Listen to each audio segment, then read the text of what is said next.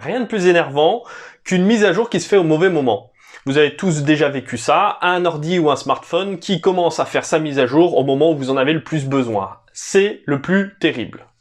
Jacques Attali disait, ce qu'on nomme la crise, c'est la longue et difficile réécriture qui sépare deux formes provisoires du monde. En somme, une mise à jour. La crise est en quelque sorte ce temps en suspension entre deux périodes provisoires.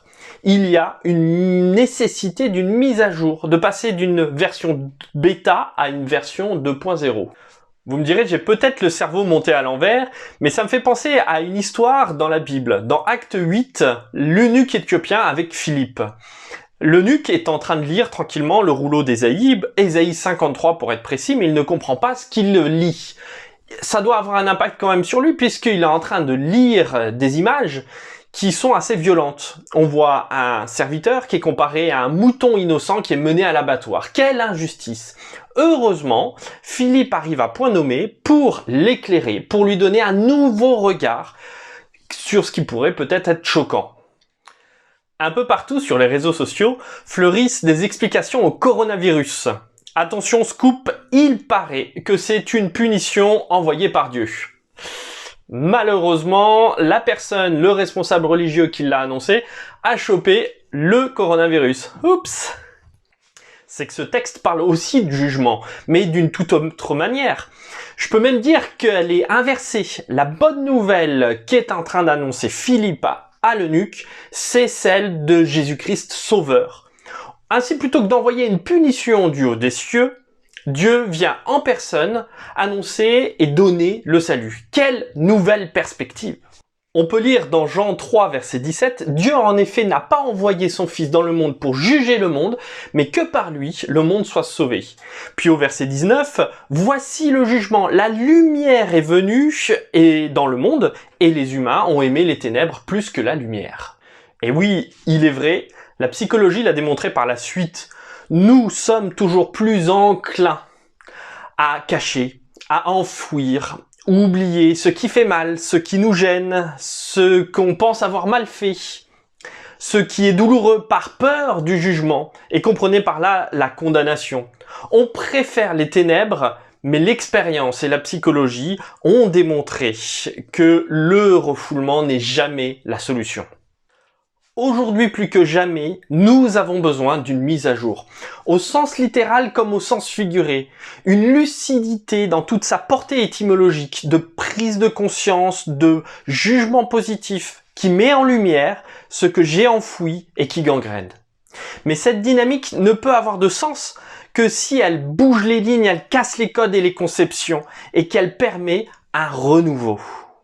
Et si la crise que nous vivons aujourd'hui n'était là que pour montrer que la version de notre monde d'aujourd'hui n'a que trop de bugs.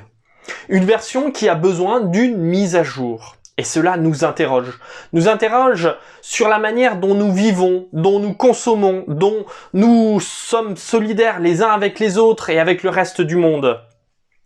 Ça interroge aussi sur la manière dont on prend soin de la Terre. Et nous pourrions continuer les hypothèses, et peut-être qu'en ce moment, tu as le temps d'y penser, non? Et puis toutes ces crises par lesquelles tu passes ou tu passeras sont également ce rappel que tu as besoin d'une mise à jour, d'un renouveau, d'un nouveau départ, que tu ne peux plus continuer comme cela sans te prendre un mur. Les textes qu'on a partagés disent que Jésus est une lumière qui n'apporte pas la condamnation, mais la libération de ta version bêta vers une version 2.0. Oh, je ne parle pas seulement de cette vie après le retour du Christ. Je crois qu'il est important pour toi de savoir ce que tu veux aujourd'hui comme pour demain. Alors confortablement assis derrière ton écran, de quoi tu rêves? Tu rêves d'un autre monde? D'une nouvelle version dans les relations, dans la solidarité, dans toutes les questions d'environnement? Sûrement que tu n'auras pas tout pour changer, pas tous les moyens.